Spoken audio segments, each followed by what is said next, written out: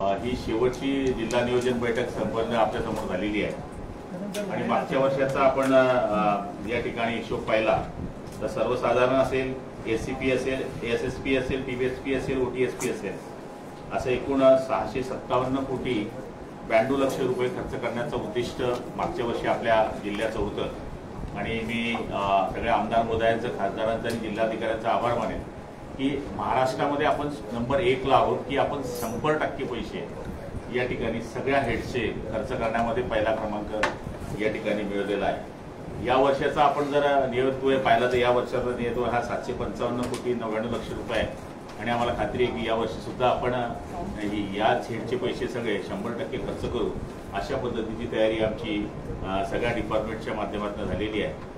ज्याच्यामध्ये ज्या योजना होत्या महाराष्ट्र शासनाच्या माध्यमातून किंवा डीबीटीसीच्या माध्यमातून त्याची सगळी चर्चा आज झालेली आहे। त्याच्यामध्ये नगरपालिकेच्या माध्यमातून जी कामं घ्यायची होती ती कामं पूर्णत्वास आलेली आहे।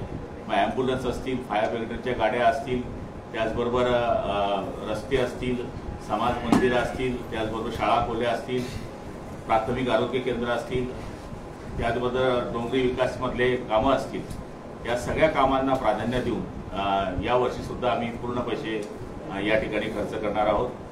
आणि मला तरी असं वाटतं की 2-3 वर्षाचा पूर्ण आलेख जर आपण पाहिला तर जळगाव जिल्ह्यामध्ये आपण सगळ्यात अग्रेसर महाराष्ट्रामध्ये राहिलेलो आहे।